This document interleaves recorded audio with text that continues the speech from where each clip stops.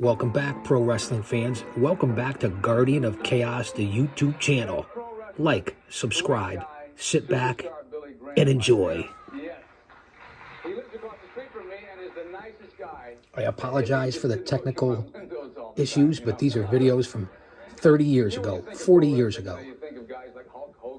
I'll say that to say this, because I tell it like it is. But in the old days, there were greats like Freddie Blassie, Gorgeous George, Haystack Calhoun. Anybody remember Haystack Calhoun? That big thing he did, jumping on people, squashing them.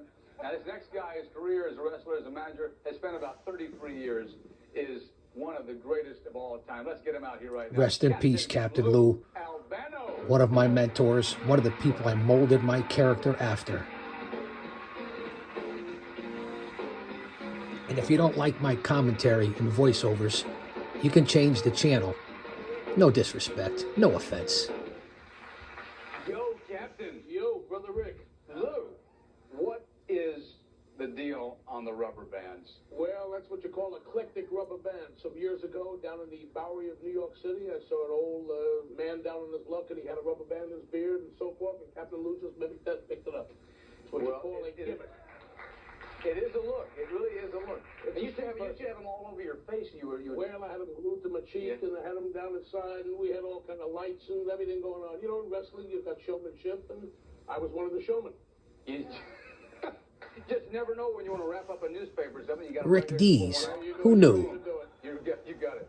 Of all careers for you, Lou, why wrestling? Well, Rick, some years ago, I was down at the University of Tennessee. I had a football scholarship from Archbishop Stepinac High School, and being a brilliant student and strategist that I am, exam times came around in the early 50s. And 17 of us got caught with the finals mimeograph, which is not saying that that's what the kids should do out there, but we got caught, and we got politely asked to leave school. You're out of there. So school, it was Korean War time. We requested draft. I went in, luckily did no fighting. As I was in service, I met a couple of wrestlers. They put a show on for us. I looked at it and said, how much do you guys make a night? They said $100 a night. And I said, wow, that's what I want to do. You know, we're talking the early 50s, $100 a night, 3-4 nights a week. Sure. Hey, man, that was great money, and that's where Captain Lou got to start. You were obviously athletic, so what kind of wrestler were you as a pro? Well, I wasn't the big fat guy that I am today, but I was never a great wrestler. Basically, on 100%, I'd give myself maybe a 50. Where I feel I did make a slight mark was as a manager. The guy that hyped, the guy that did all the talking for my men.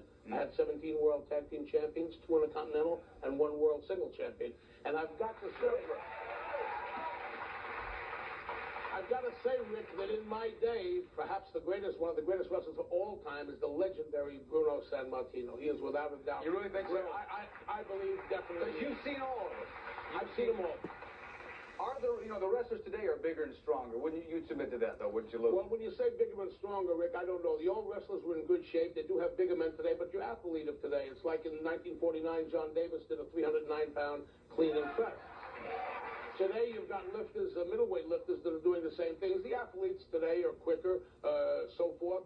But I don't know. I like to lean towards the old athletes. I think that the old athletes had something special, something to offer. They were well-trained. Perhaps they weren't as large as the ones today, but they were great condition. And in your condition right now, you're a great manager, but sometimes I've seen you brought into the ring, and wild things happen. We know it's entertainment. Okay, we know it's entertainment, but these guys got to get hurt from time to time. Well, I've got to say, Rick, wrestling, some of the promoters themselves have said sports entertainment. However, there are organizations like Universal Wrestling that are trying to bring wrestling back to the old days. In fact, we have a pay-per-view event. I'm with Universal Wrestling, and the 9th of June, we're going to crown a champion, a television champion for Sports Channel, and that'll be held down in Florida. And it's a new organization where people like Bruno Sammartino doing the commentating with Greg DeGeorge. We have Paul Orndorff, we have David Sammartino, we have people like Dr. Death, Steve Williams, B. Bryan. It's a new organization that's trying to get back to the basics of wrestling.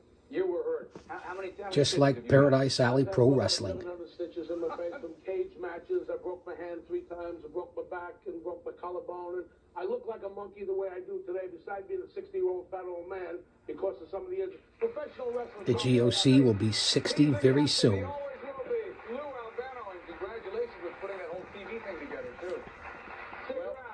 We'll be right back.